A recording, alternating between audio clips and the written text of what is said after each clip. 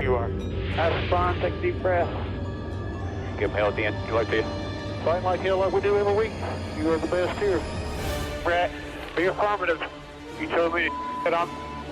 Info. Ready. Ready. Go slow. Green, green, green. Lock it down, lock it down. I'm destroyed, and I just got drove through like 6 times on the 14th. What the f*** is he thinking? That is the stupidest thing I've seen in my career. Literally. Everything you described is accurate. Haven't even finished the second stage yet. Half the field's wrecked. Hell yeah! 11 got it.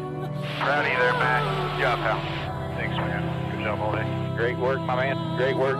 Keep putting yourself in position. We'll win our share, right? We got one back today, brother. Good job. 10-4, great job, guys.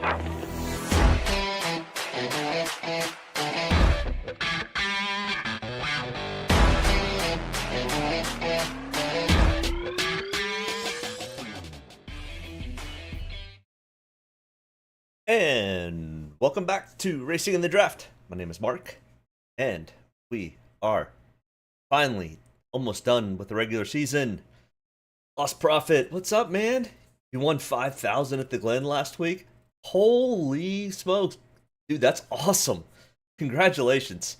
Let's back it up with another one today. Let's hopefully all of us can get a big win today and take home some money. That's great. Yeah, you did a lot better than I did because it didn't turn out the way I wanted it to. But either way, man, that's awesome. Good for you. Hopefully you can double it up today. All right.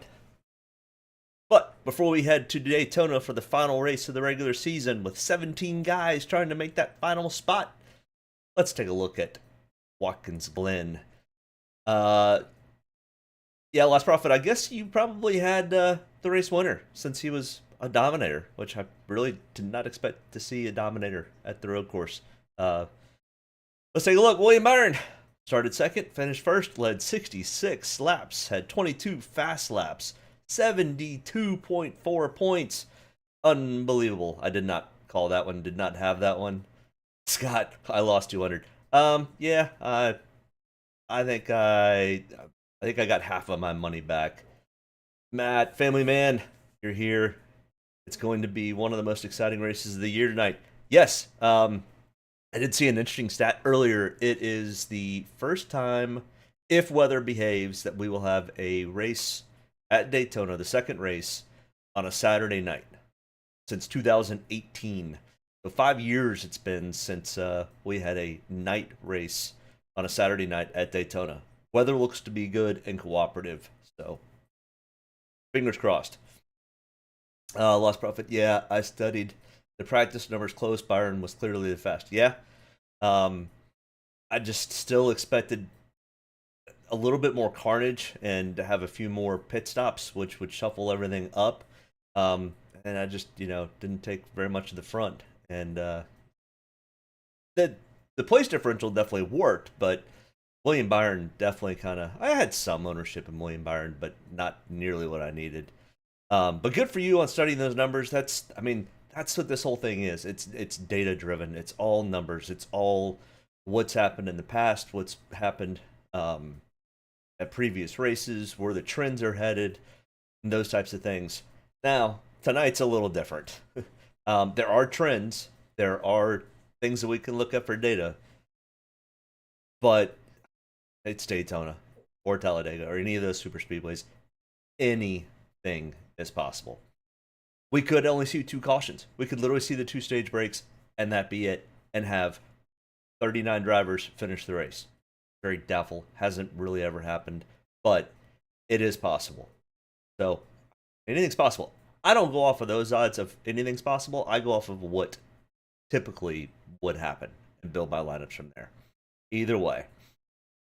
Yeah, Daytona. I didn't look at anything betting light. I don't gamble in the way of betting straight up for winners or top 5s or top 10s and those types of things. I just do the Draftkings. I have bet straight up on wins before, especially when Kyle Larson was on just the heater in 2021. That one was almost like free money in a lot of ways. But either way, yeah, I missed a few. I had a few. I did. I can't even say I did okay. I got about half of what I put in back, so I think I ended up losing like 70 or $80, but that happens. I've had weeks at Daytona in this race and 500 where I've taken home big bags, $5,000 and $10,000. So hopefully tonight another one of us can hit it, or maybe even I can hit it, or maybe we can hit it. I'm going to put together 5 lineups using a random generator, and we'll get to that towards the end after we go through our driver by driver breakdown. But either way, before we get there, let's go to Daytona and take a look. It's a super speedway. Track length is 2.5 miles, 31 degrees in the banking. The race length tonight is 160 laps. Dominator points of 112. Fast lap or laps led of 40 points and fast laps of 72. I'm telling you, Dominator points will not be an issue or thing that you need to look at all tonight. The fast laps will be spread across the entire field. BJ McLeod will have a fast lap or two. JJ Yaley will have a fast lap or two, because they're going to be in the back of the pack and in the draft.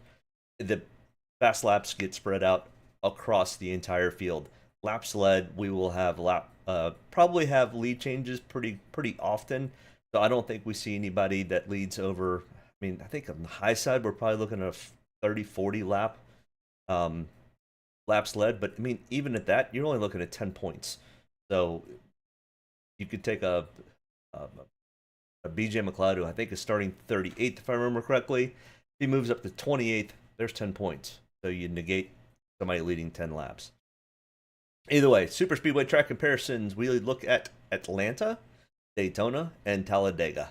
But we mostly will focus on Daytona because all 3 of them race a little bit differently.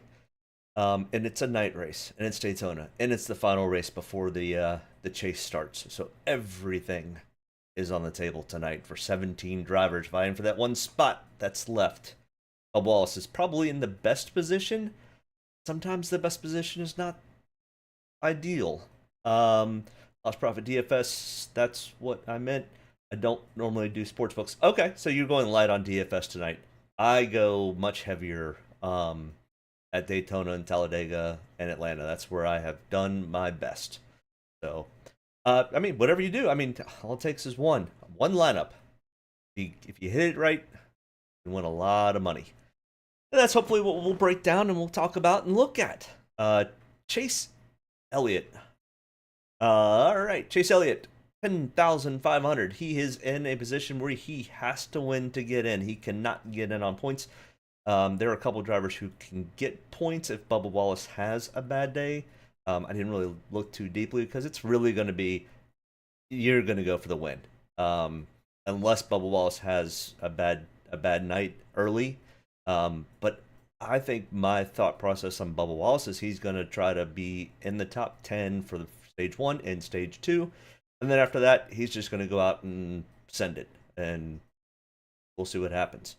But Chase Elliott, 10,500. He's in a win and get in position. Cannot point his way in. Starting 23rd. I think the Hendrick cars, just looking at, we didn't have any practice at all. So this is another weird and interesting situation that we deal with at the super speedways. Is there's no real reason to practice other than for the Daytona 500 because they've got the whatever Gatorade 120s, 125s. I don't even know what they call it anymore, but the race to get into the race. So they do some practice, and they've also been sitting idle for months by that point. By the time they get to Daytona, so they try to let them get some practice and take down the cars. But either way, we did not have any practice. It's literally unload and go turn a lap. My guess is most of Hendrick set their cars up for the race and not for qualifying. They wanted to make sure they had stable cars that handled well. The track is going to be hot. It's going to be slick. It's starting to wear. Tire wear is starting to become a slight issue. It still will not be anything like we see like at a Darlington or Dover or places like that. But tire wear will be is starting to play an issue. We saw it last night in the Xfinity race. If you happen to catch that I think 30 some odd laps in. Jeb Burton, literally by himself for the most part, just spun it around, caused a wreck, which then ensued lots of more wrecks and lots of more torn up cars. So quite exciting race last night. Lots of torn up cars. I don't even know what the bill for that would be, but it was bad. But let's kind of talk about this. If somebody's new to watching this, make sure I break all this down so you know what you're looking at. Inside this box, of course, we've got the driver's name and his price on DraftKings, $10,500. Underneath it is his starting spot, which would be 23rd, where he qualified. They did not have any practice, so we have no practice speeds, which is typically here in the gray next to the starting spot. Then, one step below, on the bottom line, from left to right, we've got the 5 last races at Daytona, including the 500, including the summer races. Chase Elliott has 1 top 5, 3 top 10s, and 3 top 20s out of those 5 races. He has a 20.7 DraftKings average, 17.6 average finish for those 5 races. He finished 38th in the last race, which was the Daytona 500 from earlier this year. And he has a total of 19 total races that he has started at Daytona. Does not have a win here yet, but does have 2 top 5s, 4 top 10s, 7 top 20s, and a 21.9 average finish out of those 19 races. Then up here to the top left, the first number, the 2, is his ranking. So I do a combination of many factors when I'm coming up with my ranking system. It's the last 5 races at this track. It's the last 3 races at each of the Super Speedways. It's if there was practice, it would be thrown in there, which there was none. Their qualifying spot, which gives me their place differential and potential place differential upwards or downwards. And the current trend. So the last 10 races that they have raced this year kind of gives me an algorithmic number, and Chase Elliott is number 2 on that. So I've got Chase Elliott 25 to 30%. So this 25 to 30% is my ownership that I have, not what I'm projecting that he will be owned, but that probably will be pretty close. It typically is, but I've got 25 to 30% ownership in Chase Elliott. He probably will be somewhat chalky, not as chalky as some others, but he'll be pretty heavily owned. So that's kind of this box. Either way, if you are currently still here, make sure you hit that like button. And I think most of the guys that have chimed in so far are subscribed. I don't know if Scott is new here, but I know Lost Profit and Matt are both regulars to the channel. So thank you for joining in again for this special Saturday afternoon. It's so weird. It feels like a Sunday now all of a sudden, especially after the Xfinity race last night. So we'll get another day tomorrow, but we get the truck race tomorrow. I'm not doing a breakdown on that. That every week is chaotic in itself, trying to figure that out. There's realistically only 4 or 5 guys that really have a shot at winning. So, but either way, okay. So we'll just kind of keep cruising along here, and we'll talk about these drivers and break them down. Definitely chime in on if you particularly like somebody, don't like somebody, or if you've got a question about somebody. I'll try to do my best to answer it. At least give you my opinion, and that's what it'll be. It's my opinion. Denny Hamlin, 10,200, starting 19th. And the last 5 races at Daytona, he's got 1 top 5, 1 top 10, 3 top 20s, 16.6 average finish, 30.2 DraftKings average. Okay, not bad. A little better than Chase Elliott. He finished 17th in the spring race at the Daytona 500. But Denny Hamlin is a really good super speedway racer, and he's probably best when it comes to Daytona. 3 wins out of his 35 total starts, 11 top 5s, 12 top 10s, 21 top 20s. So pretty consistently, at least a third of the time, he's finishing in the top 10 with a 16.8 average finish. And I've got 20-25% ownership in Denny Hamlin. Decent amount of place differential, starting 19th. Ryan Blaney, 9,900. Another driver who has won recently at Daytona. Did not win the 500. He won the 400. Not last year. Year before last, I think is what it was.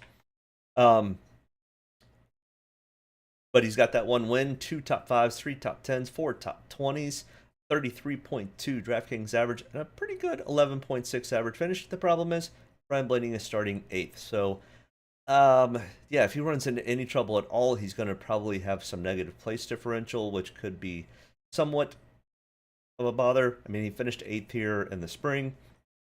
Starting 8th, finishing 8th. Really doesn't. It'll put you probably in the top 15 of points, but I don't think it puts you in the top 6 or the optimal lineup. 16 total races here with 1 win, 4 top 5s, a 17.5 average finish. I don't typically like to take much of any of the top 10. The only time I typically will take them is I do 40 lineups, and I think most of the guys here know kind of how I do things, and that I typically don't. I definitely don't like the front row at most any race, much less Daytona or Super Speedways. But the only time I typically will put drivers that are in the top 10 is when I'm building some lineups. Out of the 40 lineups, I will take probably 4 or 5 of those lineups, and I'll do an all Chevy, an all Ford, an all Toyota, and then I'll even kind of do a couple more lineups that are just Hendrick or Hendrick affiliate cars, because they'll work together. And a lot of times it doesn't work out, but every once in a while you'll get a race where all the Penske cars will finish right up close to the front. Who's calling me? Oh, Scam Likely. Go away, Scam Likely. Talk to him. Sorry about that. I also sell real estate, and I've got a couple of closings that are going on right now, and there was an inspection yesterday. So hopefully they don't call in the middle of this. But so that's the only time I kind of put these people together. So this 5 to 10% ownership is probably either with some lineups that I've got all Fords, or inside of a lineup that has got Penske and Penske affiliated cars. So that's kind of my thought process, and why you'll see some ownership in the top 10. I don't have a whole lot, but when we look at the optimal lineups, when we get to it, there are some years where some guys in the top 10 have made the optimal lineup. And we'll take a look at those when we get towards the end of this program, so stay tuned.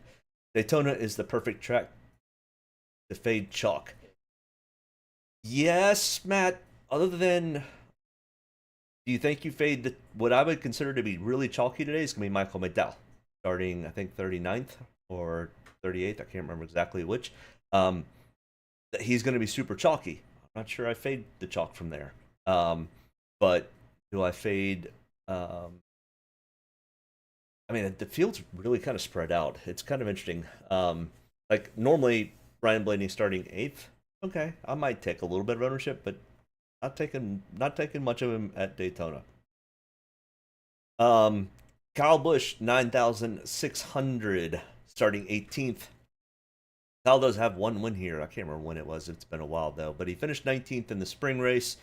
And the last 5 races that they've raced here, he's got 2 top 10s, 4 top 20s, no top 5s, 16.8 average finish. He's got 36 total starts at Daytona with 1 win and 8 top 5s, 11 top 10s, and a 19.0 average finish. So, I mean, the average finishes so far, nobody's has a 10th place or better average finish. I think there's 1 or 2, but I mean, most of these guys have raced over 16 times, so it's tough to get that average finish down unless you're just really, really good at it. But I've got 20 to 25% ownership in Kyle Busch driving the Chevy. There's going to be a ton of Chevys in the field. They're going to work well together. And Kyle Busch does understand how to run here. Kyle Busch is kind of either he finishes top 5 or he finishes 20th or worst because he got tied up in something. William Byron, our winner from last week, who's living on cloud 9 right now, but look at his stats. They're not that great. 9,500, starting 27th. So we've got some place differential upside here with William Byron. It's kind of with Chase Elliott. They both kind of had lackluster qualifying spots, along with Alex Bowman. But Kyle Larson, as when we get to him, did have a pretty good qualifying day. But William Byron finished 34th in this race in the spring. In the last 5 races, he does not have even a top 20. In fact, it's been so bad here at Daytona for William Byron, He's got a negative 11.8 DraftKings average. Ooh, that's bad. Out of his 11 total starts here, he does have one win, 2 top 5s, 2 top 10s, 2 top 20s, a 26.3 average finish. I like the William Byron starting spot here, and he's also been outperforming most everybody except for Martin Truex Jr. this year. Denny Hamlin's a close third. That's why William Byron's second in the points. And coming off his win last week, typically when William Byron gets hot, he typically stays hot. Now the question is, does he avoid the big one? Maybe, but at least we've got a decent amount of place differential. I'm not too worried about his finishing position. So I do have a decent amount of ownership in William Byron today. Brad Keselowski, really, really good at super speedways. Much better at Talladega than he is Daytona, but he's still pretty darn good here at Daytona. So keep an eye on Brad. He also ran really well at Atlanta earlier this year. So I don't love the starting spot from Brad, but he gets up and finishes top 3. Okay. 9,300. I don't have a whole lot of ownership in Brad. Just mostly his starting spot. I think he gets mixed in with the kind of the same crowd that I put Ryan Blaney in. It's, it's with some RFKs, it's with some Ford lineups and those types of things. So, but in the last 5 races at Daytona, 22.6, 18.2 DraftKings average, 1 top 10, 2 top 20s. He finished 22nd in the spring race. And he's got a 23.2 average finish for his entire career at Daytona. Kyle Larson, 9,200, my guy. I mean, I am a big fan of Kyle Larson. I am not a big fan of Kyle Larson when it comes to super speedway racing because it's not good. It's the one thing that he really struggles at. He'll run top 10 the entire race, and then something in the last 10 laps just comes unglued for Kyle. And the same thing happened at Daytona earlier this year. He was up front. He actually led some laps, doing all right, and then just had problems in the last 5 laps and ended up finishing 18th. So I don't love Kyle Larson's starting spot. One of these races he's going to break through and either get a win or a top 3. So he's kind of in the same boat that I put Brad and Ryan in, starting 7th. Not a whole lot of place differential. It's more of he could do more harm to his DraftKings points than good starting in 7th. Because like I said, Dominator points really are not going to be something we look at this week. He's got a 23.6 average finish, a whopping 1.1 DraftKings average, which is actually up from the last couple of Super Speedway races that we've talked about Kyle Larson. Usually he's red like William Byron.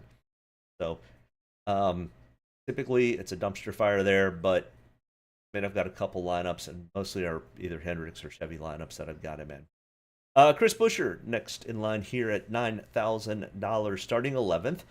Coming out of the RFK camp, I mean, RFK does really well at super speedways. Chris Buescher's got 2 wins. I mean, a lot of things look good for RFK and Chris Buescher, except for DraftKings. I don't like their starting spots. For a race potential, I think they're probably top 10 cars, unless the big one happens. And that's the crazy part about doing DraftKings. You can't ever predict when the big one will come. It almost always typically does, though. And with so much being on the line, I think guys will be pushing it at least to the limit, if probably pushing it past the limit, which that typically causes the big one. But Chris Buescher's, I mean, he's probably as good, if not better, than anybody else we've talked about at super speedways. In the last 5 races at Daytona, 2 top 5s, 2 top 10s, 3 top 20s, a 16th place average finish. His total career is a 19th place average finish, which, I mean, that's really good. He finished 4th at the Daytona 500 earlier this spring. So a lot of things point in the right direction for Chris Buescher. I just don't love the starting spot once again. So take that for what it is. Bubba Wallace next in line here, 8,900. Bubba just needs to have a good, consistent day, and a lot of times he does. As we can see, he is the first driver that we've come to out of 10 drivers that has 5 top 20s. The last 5 races at Daytona, he's finished in the top 20, and 2 of those times it's been in the top 10 or actually top 5. A 10.6 average finish, which is the best average finish we've seen so far out of the 10 drivers we've looked at. 43.7 Draftkings average. A lot of things are pointing in the right direction for Bubba Wallace, at least to have a good night and get himself into the chase as that 16th driver. The problem is he's starting 4th. If you were starting 24th, this number would be 25 to 30% instead of 5 to 10%. There's too much risk here when it comes to DraftKings to have much ownership in Bubba Wallace. This is absolutely Bubba Wallace's wheelhouse. He's got to win at Talladega.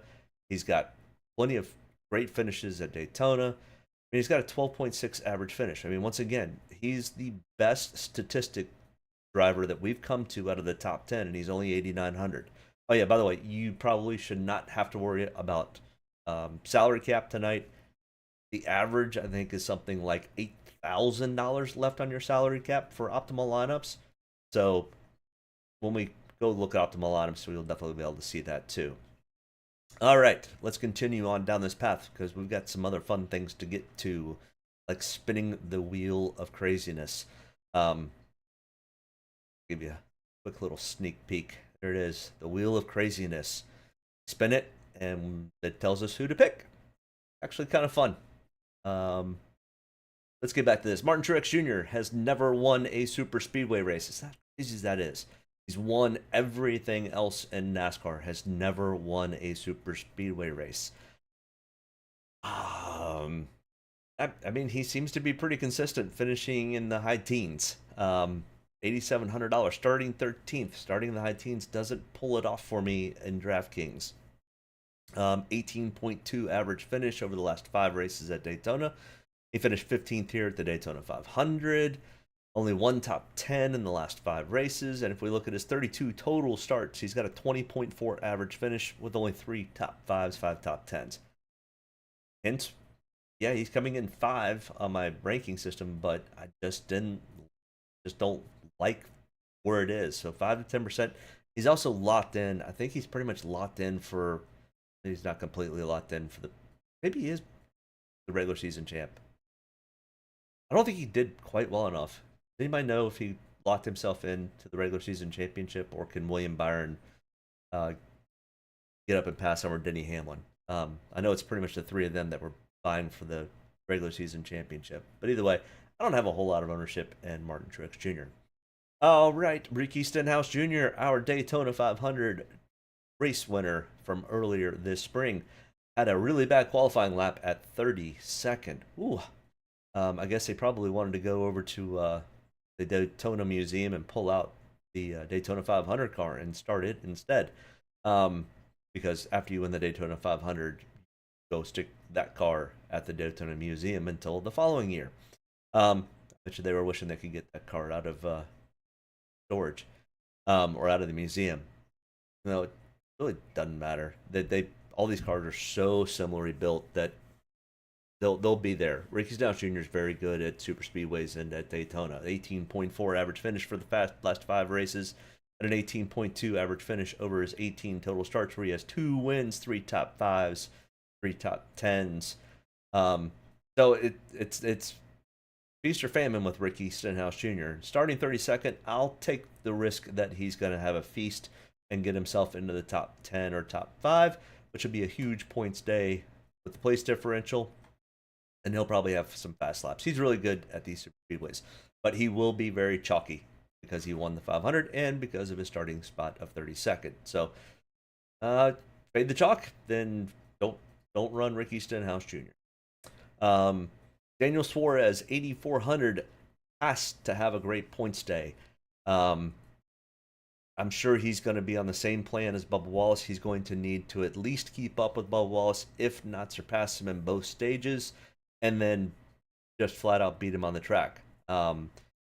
If for some reason Bubba Wallace ends up having an issue or a problem, Daniel Suarez will go into protect mode and not have major issues or incidents, and hopefully just get himself a top 10 finish, which might be enough to get him past Bubba Wallace. But it's going to be tough, especially if Bubba has a good round 1, round 2, or round stage break 1, stage break 2. So that's going to be a fun little thing to watch, is the Daniel Suarez, AJ Allmendinger, Bubba Wallace points possibility. But it's Bubba's to lose at this point, at least for points.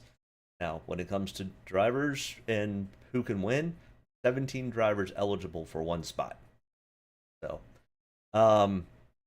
Bubba's probably hoping that either he can win it or one of the other guys that have won races before wins, and he can just point his way in. Ross Chastain, 8,300, starting 25th, starting really close to Daniel Suarez. And my guess is Ross Chastain is going to be glued to the back bumper of Daniel Suarez for this entire race. He is absolutely his wingman. And I guarantee that Ross Chastain is going to do everything he can to help Daniel Suarez get up front, stay up front, and get a win. So it's kind of interesting that they're starting pretty close together. But Ross does fairly well at Super Speedways. He's got a win at Talladega from last year. But at Daytona, no top 5s, but 2 top 10s, 3 top 20s, a 21.6 average finish. He finished 9th in this race in the spring at the Daytona 500. I like both of them. I think Daniel Suarez is not a bad pick either, especially because a lot of people are going to be digging for the guys that are starting in the high 30s, low 30s, and they might miss out on a Ross Chastain. They may go after Daniel Suarez, who's really trying to win to get himself into the chase, but they may miss on the Ross Chastain. So Ross might be a little bit of a sneaky pick. Just kind of keep that in mind, that might be a little sneakier than a Daniel Suarez. So kind of keep that in the back of your mind. Christopher Bell, starting 15th at $8,100. He finished 3rd in this race. I just never thought of, for good reason, Christopher Bell as a super speedway type of racer, because he's really not. He's got a 24.4 average finish at Daytona. That's not very good. In the last 5 races, he's literally only got a 6.0 Draftkings average. He qualifies well and then falls towards the back. He didn't qualify all that well, but he qualified well enough and high enough that makes me go, I do have him tied up in some lineups with Toyotas and Joe Gibbs lineups, but I don't have a whole lot of ownership with Christopher Bell. Just his stats are not great at super speedways, and it's not that he's starting real far up, but he's starting far enough up that I go, I'd rather have somebody starting 25th, Ross Chastain, or a Tyler Reddick starting 20th, driving a Toyota. $8,000. Tyler Reddick's. Some of these guys just are not the best at super speedway racing. Like a Denny Hamlin is just really good at super speedway racing.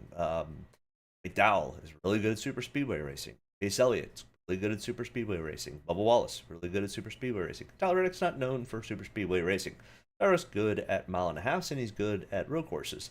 Not very good at short tracks, or not that he's really not that good at super speedways either. Starting 20th, there's some place differential upside if he can get himself mixed in with the other Toyotas and kind of just follow up through.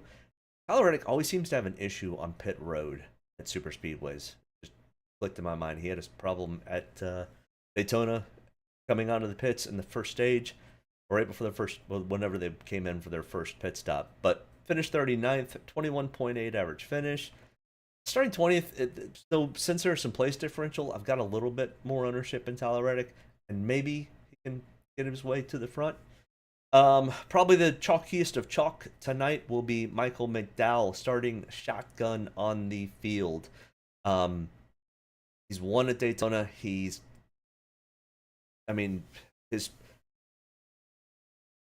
Other than that win, he's had a 20th place car. Or worse. He's finished 28th at the Daytona 500, but he always has been up towards the front in these things.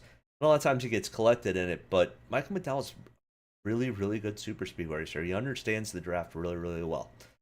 But he's going to be, I bet you he's probably 40% owned. So keep that in mind, but it's also one of those, if you don't have him and he does end up having a top 10 day, he's going to absolutely be optimal lineup. If you don't have him, then kind of screwed. So it's kind of a damn if you do, damn if you don't. If you don't have him and he does well, that lineup's screwed. If you do have him and he has a bad day, everybody else is screwed with you. So it's kind of one of those you almost kind of have to put him in your lineup. I don't really ever say you have to, but pretty close to being almost a have to have him in probably one of your lineups. Or have him in some of your lineups. I don't know how many you guys run, but I run 40. So I'm going to run 45 tonight because we're going to put 5 lineups together here in just a few moments. Make sure you hit that like and subscribe button. I appreciate everybody tuning in so far. Alex Bowman, next in line here, has to win and get in. Starting 31st. Yeah, I think Hendrick cars just literally came to the track set up to race, not to qualify. Kyle Larson just ended up having a decent qualifying run. Maybe had some wind towards back. I watched it, but I didn't pay that close of attention. But Alex Bowman, 7,600. Finished 5th here at the 500 earlier this year. A 17.2 average finish. He's got 1 top 5, 2 top 10s, 3 top 20s in the last 5 races. Alex is pretty good at super speedways. He always tends to get in the big one, just because he's typically running kind of middle of the pack. So I mean, if Alex can get up front, stay up front, he's got to win to get in. He cannot point his way in, at least I don't think. So Alex Bowman, it's a win or go home scenario for him. Same thing for Austin Dillon here. Austin Dillon needs to win, and that's what he did last year in this race. Austin Dillon has got 2 wins at Daytona with a 15.4 average finish over 20 total starts. And in the last 5 races at Daytona, he's got a 16th place average finish. And he got the walk-off win last year in this race. He had to win to make the playoffs, the chase, and he did.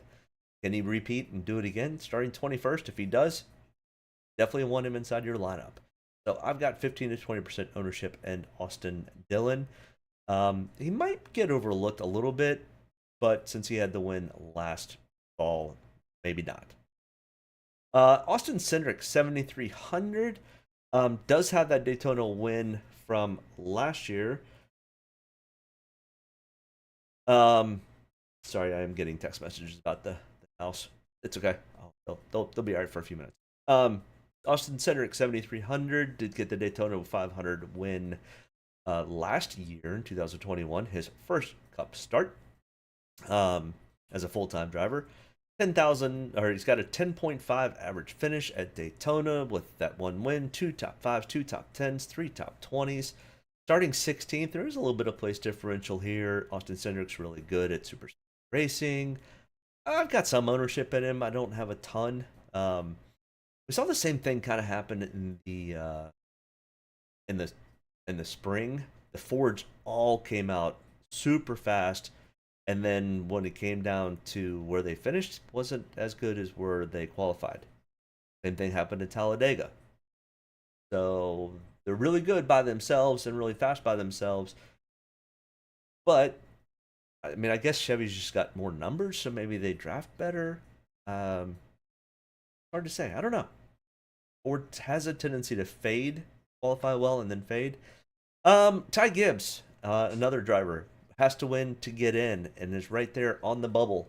I mean, I guess if Bubba Wallace and a couple others have really bad days and Ty is not in the middle of it, he could end up doing pretty well.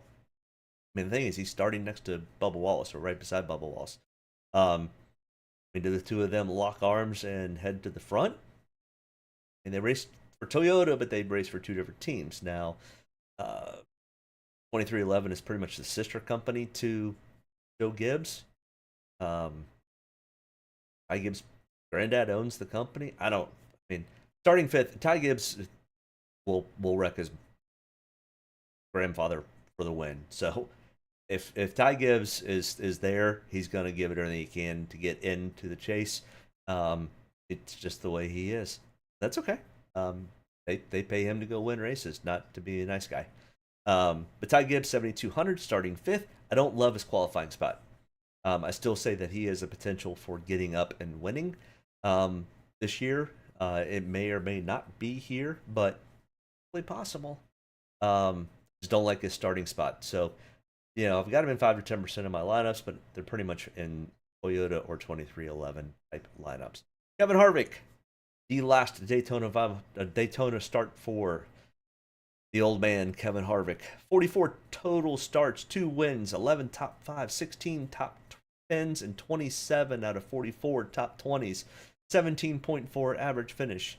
Hey, Kevin's not a bad pick. The problem is he's starting 10th. Don't love the starting spot. I don't like anybody starting in the top 10, really even the top 15.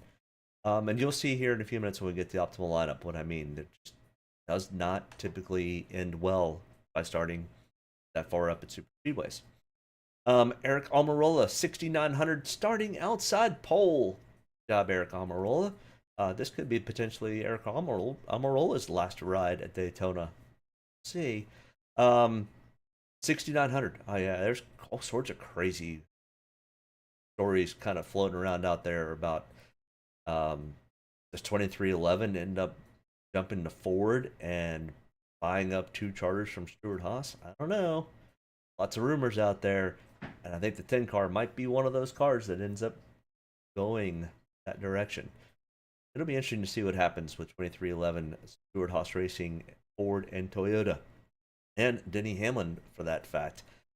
Maybe Denny Hamlin switches to the 10, drives a Ford next year for his own team. That could be interesting. Lots of potential rumors flying out there and flying around. Denny Hamlin denies it. He thinks he's perfectly fine and good and safe to be driving the 11 car until he retires. But money talks. People walk when that happens. But Eric Almirola starting second, way too far up. Way too far up for my taste or my liking. He does race really well at Super Speedways, but I have no interest in somebody who's starting second. So 0 to 5%, I think I've got him in one lineup with Stewart-Haas Racing other drivers, which all qualified really, really well. Problem is, qualified too well. Eric Jones, 6,700. He's driving Chevy. Here's the problem: is he's driving Chevy, going to a Toyota next year. Ford's definitely not going to work with him. Not sure if Chevy's going to work.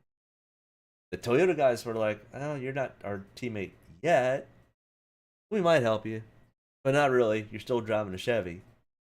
I mean, we've talked about this almost every week. It's just Legacy Motorsports is just kind of sitting there on the outside.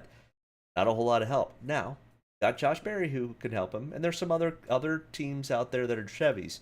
Spire being one of them. I mean, can the 77 and the 7 team up with Legacy and help push them?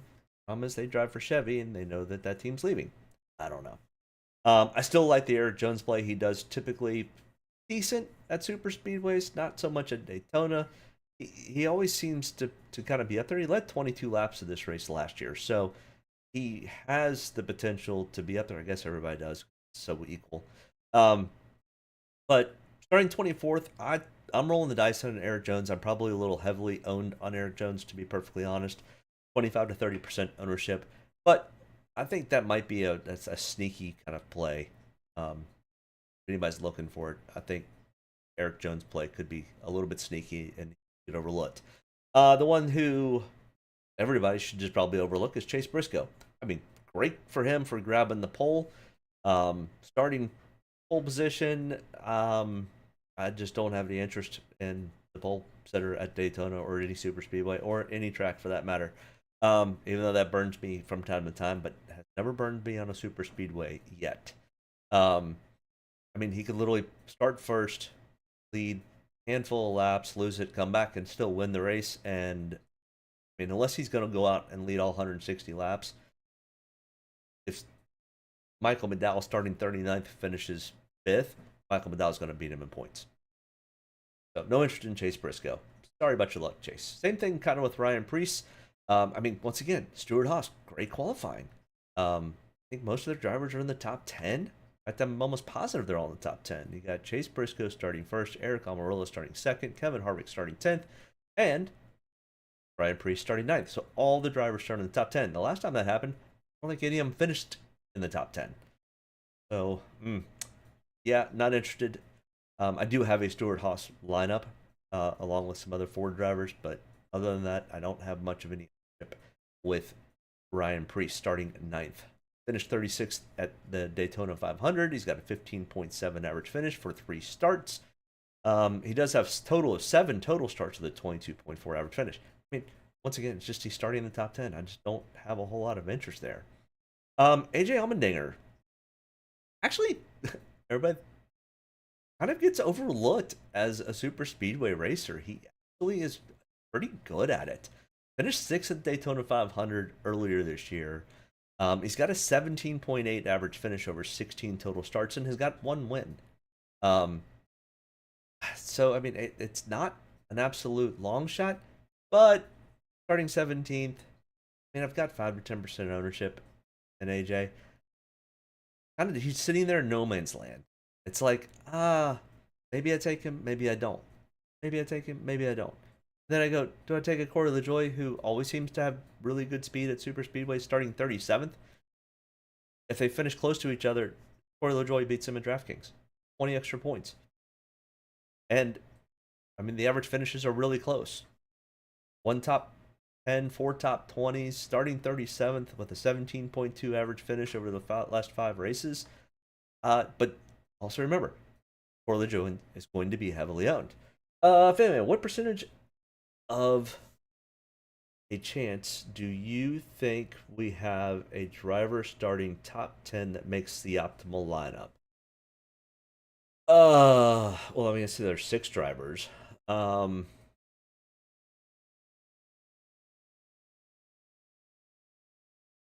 think the chance of somebody starting in the top 5 making the optimal lineup is definitely single digits, probably less than 5%. Starting 10th or better, I think your odds may go up to maybe 10 to 15% chance that they make the optimal lineup. It's just, there's just no place, there's just no Dominator scenario really that ever plays out with super speedways. I mean, we'll cruise along here. We're getting close to the end, and we'll be able to show the lineups, the optimal lineups, and that really is glaring. On just, I think there's, out of the 4 optimal lineups I put up there, I think there were 2 that started in the top 10, and I don't think any of them started in the top 5 for the optimal lineup. So, Corey LaJoie is going to be heavily owned, starting 37th, and he does fairly well at speedways, so just beware, he's going to be very, very chalky, along with Michael McDowell. Justin Haley, who has got a win at Daytona in his very young career, and has got 4 Xfinity Super Speedway wins also at Super Speedways. Justin Haley is very, very good at Super Speedways. $6,000. 22.5 average finish for 4 total starts with 1 top 5, 1 top 10. He finished 36th at the Daytona 500 earlier this year. That's bad. But like I said, he's got 1 win out of his 6 total starts with a 17.3 average finish. Now, that race ended early because of rain. But, I mean, we don't take the one away from Bubba Wallace because that's where he won. So, Haley does have a win in the Cup Series, Daytona. Todd Gilliland runs okay at Super Speedways. Not great, but he's starting 35th. The finished 27th, 27.7 average finish. Never finished in the top 20. So, I mean, if you're looking for somebody in the back to maybe fade a little bit, but he's got Michael McDowell back there with him. So, does Michael McDowell, Todd Gilliland, Corey LaJoie all kind of just team up? And, I mean, talk about starting from the back. Our winner from last night, Justin Allgaier, literally started 17th or 18th. Had to go to the end of the longest line to start the race, and then had a drive-through penalty. Was able to hold with 5 other drivers on the lead lap to the first caution. Then he worked his way all the way to the front and ended up winning the race. 5.005, 1/1000th of a second. Super close finish. Quite exciting, but it was his first win at a Super Speedway, so congratulations, Justin Haley. But you literally had a pass-through penalty on a Super Speedway because you had 5 other drivers with you. You were able to keep on the lead lap. Now, does a Todd Gilliland, Corey LaJoie, Michael McDowell, BJ McLeod, JJ Yaley all kind of just go, okay, we're just going to run 4 seconds behind the lead pack, not wreck each other if something big happens, and then we'll wait till the third stage, and then we'll get up and be racy, probably. Hey man, thanks for all the support this year. It's been a fun year. Yeah, it has been a great year. It's been a lot of fun, a lot of great interaction with you guys in the chat, and great on lost profit for hitting 5K. Oh, that's big. That's an exciting feeling. I've had those days. Hoping for another one tonight.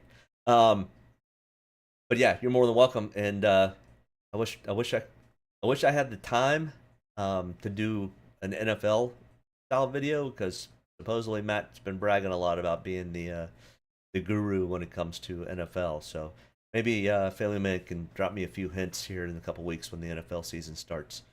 If my channel wasn't called Racing in the Draft, maybe I should just rename it Sports in the Draft or something. I don't know. Maybe we'll talk NFL after NASCAR finishes. I don't know. I don't play a whole lot of NFL. Every once in a while, if I see something that kind of draws my attention, but yeah, maybe Matt will throw me a few bones this year. Josh Berry, 5,700, has never started in the Cup Series at Daytona. So we don't have any stats from him. Starting 29th, driving the 42 car. I mean, if he can just stay out of trouble and finish the race on the lead lap, I mean, it's going to be a good points day. Place differential. It's all place differential for this track. So I don't mind the Josh Berry play. I've got 25% ownership. I mean, he's going to be back there with his partner, Eric Jones. They team up with Corey LaJoy and the rest of Spire. Hold serve until the last stage, and then go get it. Next in line here, Harrison Burton. Oh, buddy, you outkicked your coverage. I have absolutely no interest in Harrison Burton starting third. Finished 26th at the Daytona 500 earlier this year, 28.0 over 3 starts. Yeah, I don't have any interest in Harrison Burton starting third. Plain and simple. Even if I were to gamble with somebody else's money, I wouldn't put it on Harrison Burton. Love to help me out with NFL. Yeah, I probably need help with NFL. I barely even know who starts for my favorite team. That's how much I don't watch it really much anymore. I don't have a problem with it. I just much more into NASCAR, and by the time it's all said and done, the NFL season's almost over. But that's typically when the good part of the season starts. That's the fun part. Austin Hill, 5,500, who is really good at Super Speedway racing, especially in the Xfinity Series. He does have 2... No, he's never started. This is not right. Did not finish this. He's never started in the Cup Series at Daytona. Austin Hill. Crap this little stuff down here. But starting 26, being a Super Speedway racer, I'm okay taking some ownership in Austin Hill. So, I mean, when Brandon Gaughan used to run this car, he was almost an absolute shoo-in for the optimal lineup. Beard Motorsports makes great Super Speedway cars. Because that's all they do. It's literally like 3 guys that build these cars for the Beard family. And they go Super Speedway racing. That is their thing. So, I think it's really only one crew chief, and then they hire out for their crews. So that could be potentially an issue if we get into a green flag pit stop at the end of this race.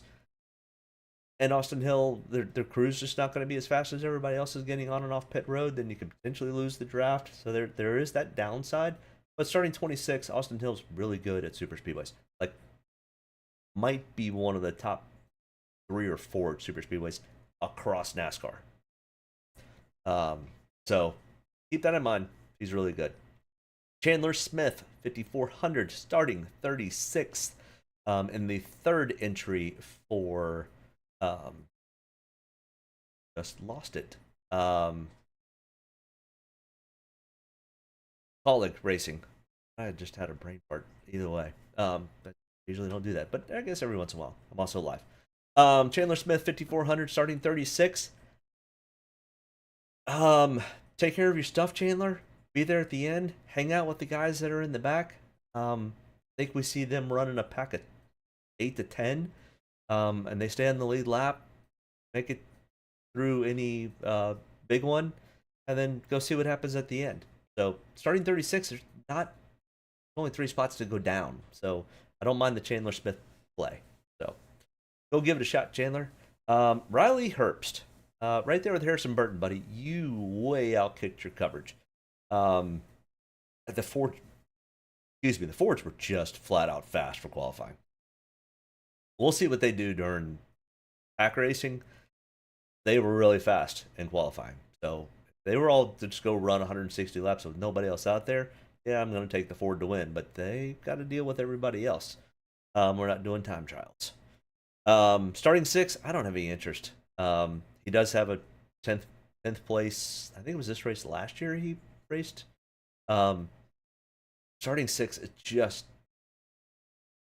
too scary for me. No real interest. JJ Yaley, 33, starting 33rd, has not had a start at Daytona in this car in the last 5 years.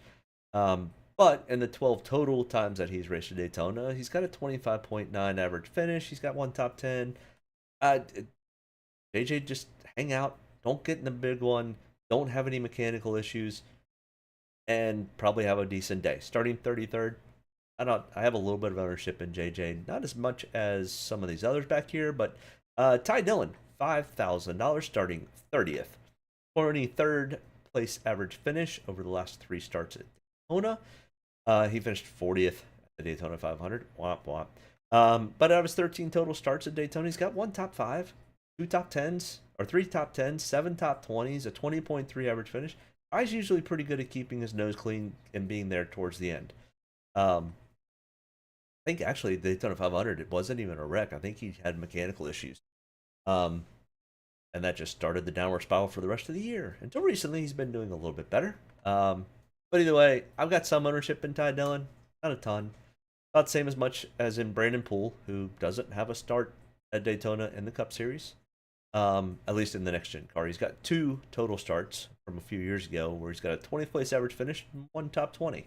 Starting 34th, though, your nose clean. I'm willing to put a little bit out there with Brandon Poole. Same thing here with BJ McLeod. You want to talk about somebody who really understands this and really understands the art of I'm just going to stay on the lead lap and hang out in the back? BJ McLeod. 2 top 10s, 2 top 20s. 4,800 BJ McLeod. The guy we never take ever, except for Daytona. 19.4 average finish. 8 total starts. He's got a 22.4 average finish. I mean, for $4,800 and starting next to shotgun on the field, a guy that knows how to keep himself clean till the end, yeah, he probably also will be this highly owned. So just letting you know. All right, so let's go through this and we'll look at some optimal lineups and then we'll do some randomness and set up 5 lineups and we'll see how well we do. If one of those 5 lineups hit, I'll put together a free contest for anybody that's here and has watched, and we'll divvy the money up. How's that? If one of those 5 ends up hitting, highest owned guys. I mean, yeah, Michael McDowell's going to be chalk. Chase Elliott's going to be chalk. Denny will be chalk. Ricky Stenhouse Jr. is going to be chalk. Corey LaJoie is going to be chalk. Bowman's going to be chalk. William Byron's going to be chalk. I'm not sure if I think Ross may get overlooked a little bit. Guys that will not be chalky: Truex Jr., Joey Logano, Kyle Busch, Christopher Bell, Brad Kay, Austin Cindric. These guys, this is probably, if you're looking for sneaky, somebody from in here might be a pretty decent sneaky pick. You know, as far as value goes, I mean, we're really not that concerned or worried about value. Like I said, I made 40 lineups, and I think my average leftover salary was like $9,000. So that kind of lets you know where I am. Optimal lineups from previous Daytona, the last 4 Daytona races. So over here, let's look at the starting spots. This is what I find the most important and most compelling. Yeah, I mean, Chris Buescher led 32 laps, finished 4th, started 9th, and had 54 points. Ricky Stenhouse Jr. only leads 10 laps, has 8 fast laps, goes from 31st to 1st, and has 81 points. Place differential, place differential, place differential. I mean, Riley Herbst finished 10th, but he's starting 6th this time around, not 38th. If he does that same, it's not. That's you're going backwards. Travis Pastrana, 40th to 11th. I mean, it's 5 place differentials. All 6 were value. Nobody over $7,200 from the Daytona 500 and the optimal lineup. That's crazy. Same thing here. It's nuts. Last fall, Noah Gregson, Landon Castle, BJ McLeod, Austin Dillon, Cody Ware, David Reagan. $18,000 left for the fall race last year. Won the optimal lineup. The 415 points. 37th, 35th, 36th, 21st, 33rd, 34th. Nuts. $18,000 left over. All right, let's look a little bit further. Once again, Daytona spring race. So 200 laps, 201 laps to be exact. I mean, we now have 2 guys that started in the top 10. All right, one guy started in the top 5 who finished first, which was Austin Cindric. Pretty much he and Ryan Blaney were glued to each other. Okay. But even this, I mean, 36 laps led only got you 53 points. Eric Almirola comes from 38th to 5th for 73 points. Didn't lead a lap. So, place differential, place differential, place differential. Same thing here. I mean, look at these salaries. We had $4,100 left here. $13,200 for the fall race of 2021. 23rd, 20th, 24th, 28th, 36th, and 13th was the highest starting position for the optimal lineup. Nobody over $7,700. The optimal lineup. Ooh, buddy. All right, let's have some fun here. All right, so if so this is a random spin the wheel generator that I got from this. I don't know if it's got it off of Twitter. It is. I give him credit. Free NASCAR DFS on Twitter had made this wheel of names, and I call it the wheel of randomness. So pretty much what we're gonna do is we're gonna spin the wheel, and we're gonna take 6 drivers and put them into a lineup. So this has only guys starting 20th backwards. As you can see, the optimal lineup tells me that's where we need to start guys from. So that's what we're going to do. I'm going to plug it in. What do we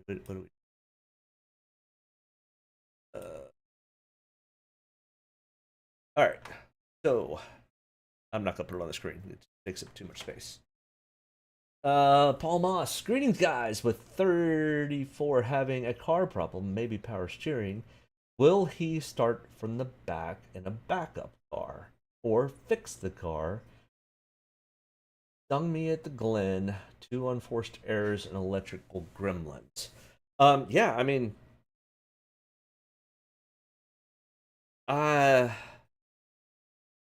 he's going to start from the back. He's starting 39th. So even if they go to a backup car, whether they make super wild, crazy adjustments to that car, he'll have to start from the rear, and it won't be any difference because he's already starting 39th. So I'm not more worried about the 34 not being able to get up there. I mean, I guess their trends are trends, but one race is not really a trend, and he won the week prior. I think he's okay. I've got a fair amount of ownership. He's going to be very heavily chalky owned. So, but either way, Brandon Poole is our first pick. So I'm just going to put these guys in the lineups. All right, Brandon Poole. So we click to remove him, and we spin again. And the Wheel of Doom says to take Tyler Reddick. All right, so Tyler Reddick. Next. All right, we'll remove him. Let's spin it again. And I'll show you all this in a second on this from this other screen. I've got triple screens, but I want to keep this one as big as possible. Todd Gillen next here. And we're going to review this next week to see how well or not well our wheel of randomness. Every time you click remove, it gets rid of them. So we just keep eliminating drivers so we don't have duplicates. And we're just going to spin this wheel until we run out. Then we'll start it all over and start spinning again. Ty Dillon? I know this may not be super fun for everybody, but if you've got questions, thoughts, concerns, whatever, hit me up in the chat. We'll discuss while the wheel of randomness is spinning and spinning and spinning. All right, next in line here, we have got Daniel Suarez, Amigo. And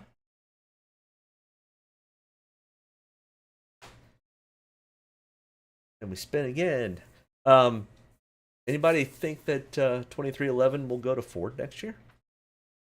I don't think it will actually happen, but I know that Michael Jordan's got more money than God at this point, and I know Stuart Haas has been rumored to wanting to sell 2 charters.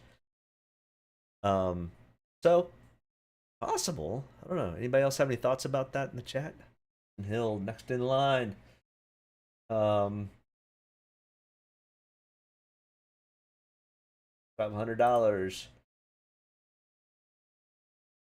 All right, so our first random generator lineup had $7,300, and we had an average starting spot of 27.3. I'll make sure we pull that up here after we get done making these 5 lineups. All right, next in line we have got. Ooh, will it be Ricky or will it be William Byron? William Byron.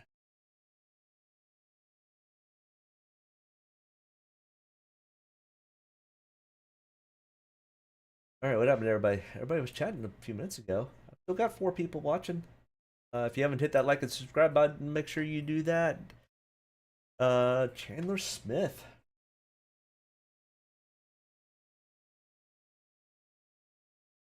All right, remove him. Let's go again.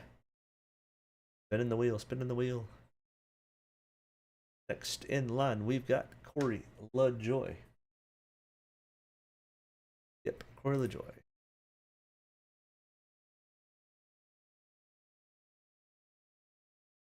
All right, next in line, we have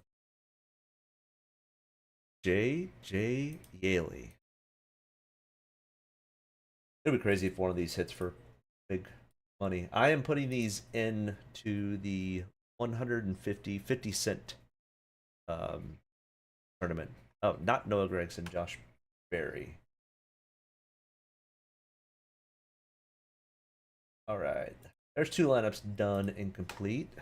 Still got a few more drivers to go through here.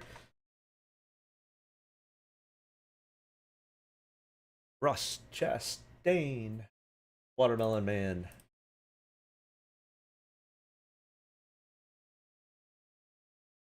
All right. So that second lineup, we ended up with a 31.33 average starting spot with $12,600 left over. The only time we ever do that is Super Speedways, and it always just fascinates me that we even think about doing that. Eric Jones, next in line. Let's get in. That way we can keep this up.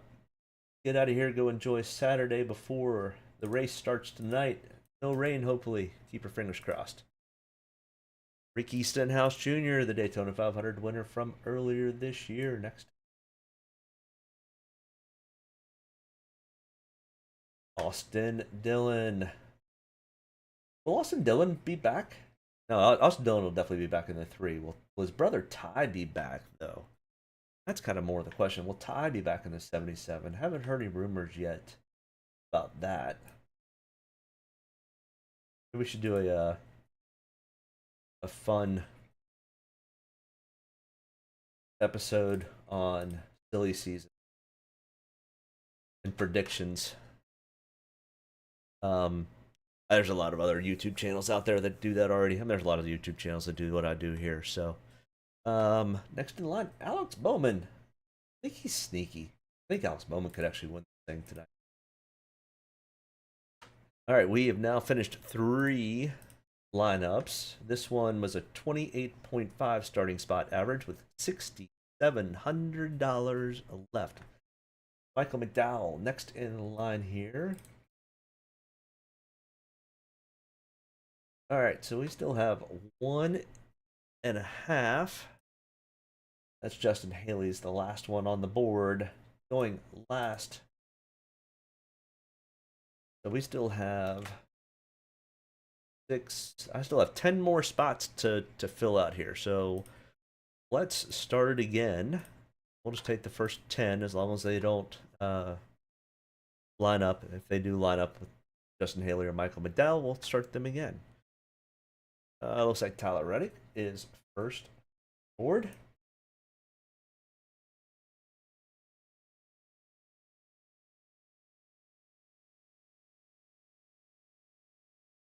Yeah, it's been quite interesting to listen to all the rhetoric about Chase Elliott running out of fuel last week on why did nobody realize that was going to happen. All right, Justin Haley.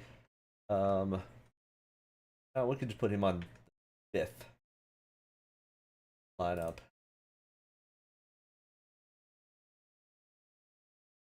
Remove and go again.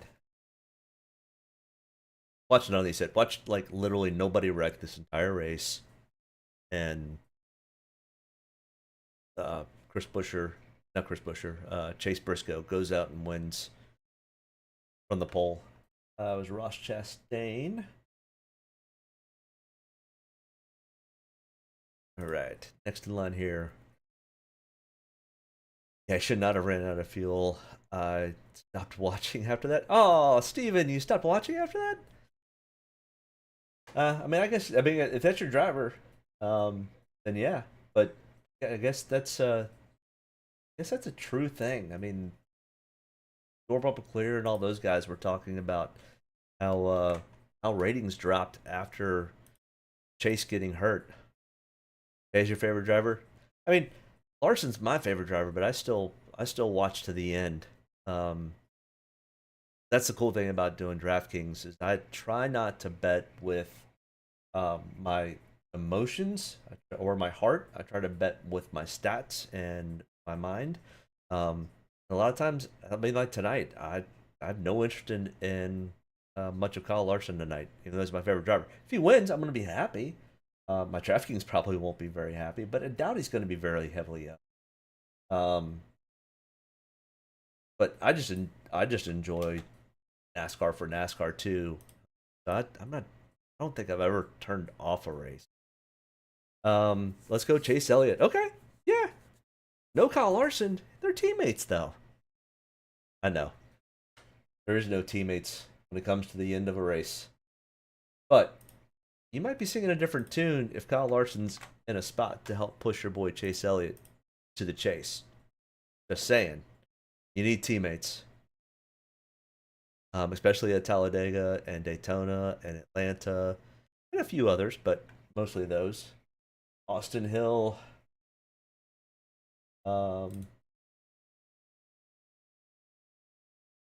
Yeah, I mean, last night was a perfect example of a single car team that probably had the opportunity to get the win last night and had nobody to help him.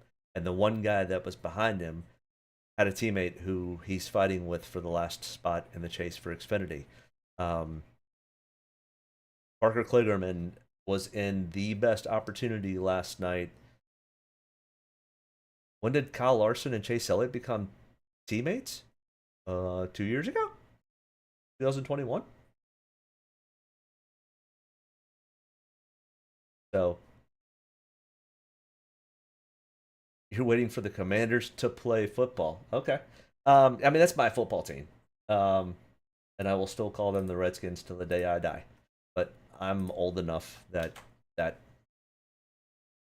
happens. So I will call them Redskins now until ever. I thought it was William Byron, Chase Elliott, and Alex Bowman, and Kyle Larson is the 4th member of the Hendrick Motorsports stable. All right, last spin of the crazy die, and I will show you what we have. Yeah, there's 4 drivers for Hendrick Motorsports. So you might need Kyle Larson tonight. You can get up in front of him. He's got the win, so. Well, you can only get one of them in. You can't get both of them in.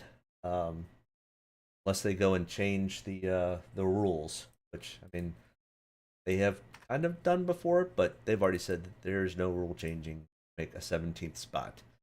What place is Chase starting? Chase is starting in the 23rd starting spot. He has a teammate in William Byron starting 27th, so behind him, and Alex Bowman starting 31st. So they're all pretty much in line, pretty close to each other, and Kyle Larson is starting in 7th. The race is tonight at 7:30. The weather looks to be very, very good tonight. No, tonight is the race. Steven, we have a race tonight at Daytona. All right, here is. Let's see if I can enlarge this. I'm not sure if you can see this or not. Let's see. Control plus. All right, in the first one, we've got Brandon Poole, Tyler Reddick, Ty Dillon, Daniel Suarez. So 27.33 with $7,300 left. Austin Hill, William Byron, Chandler Smith, Corey LaJoy, JJ Yaley, Josh Berry, all teamed up together for a 31st average starting spot with 12,000 left over. Ross Chastain, Eric Jones, Ricky Stenhouse, Austin Dillon, BJ McLeod, and Alex Bowman for 28.5, 6,700. Michael McDowell, Justin Haley, Tyler Reddick, Ross Chastain, Brandon Poole, Corey LaJoy, 30.5 starting spot with 8,800. And another really high leftover margin. I mean, nobody over. I got Ricky Stenhouse at 8,000. Other than that, everybody else is under 6,000. 31.167 starting spot. Can you see my emojis? Sorry for commenting so much. Yeah, I can see your emojis going. I appreciate all of that. Thank you very much, Steven. Make sure you hit that like and subscribe button. We do this typically Saturday nights before a Sunday race. And on Saturday races, we typically will do this on Saturday afternoon. So these are the lineups, and this back out. Then we'll just go down here. Copy all of these. Put them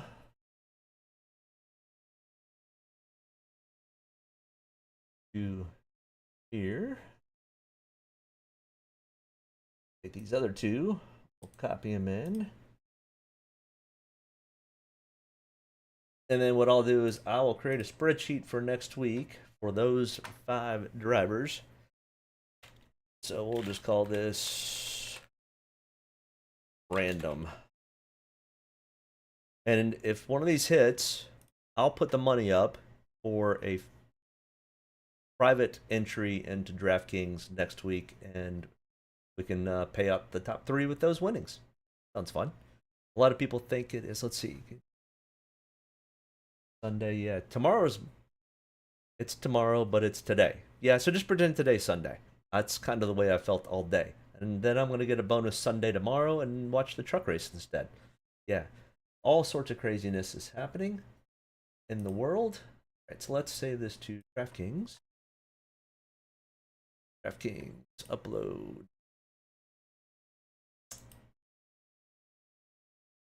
Save this up here. Lineups. Daytona. Or nothing happened. Oh, it's going to be slow on me now. Saying they moved the truck race to Sunday. That sucks. Well, I mean, you had the Xfinity race at Daytona on. Now remember the truck race tomorrow is the Milwaukee Mile. So let's do. Log back in. That's why I was doing it.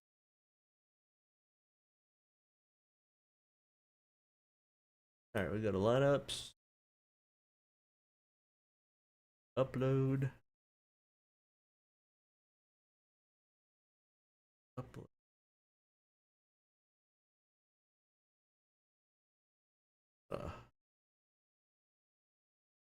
All right, that's being weird.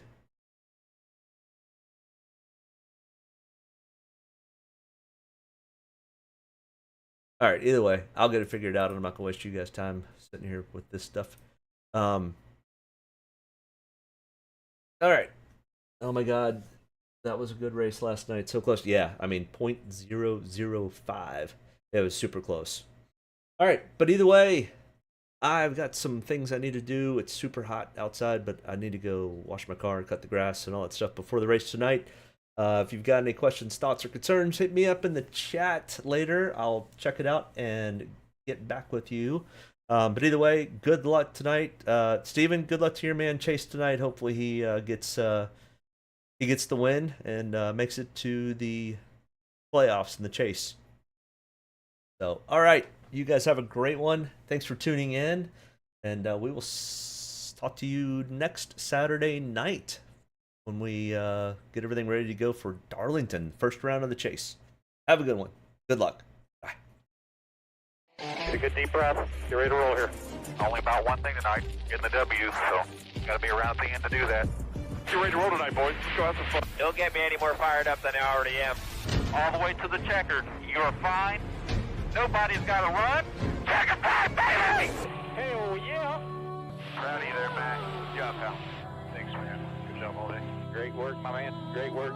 Keep putting yourself in position. We'll win our share, right? We got one back today, brother. Good job. 10-4, great job, guys. Excellent work, my man. Excellent work. Thank you. Man, that's awesome.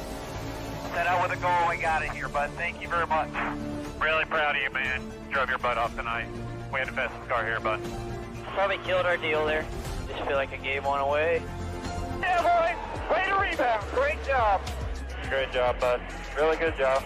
Appreciate you hanging in there with us all weekend. What a weekend. Good job. Thank you.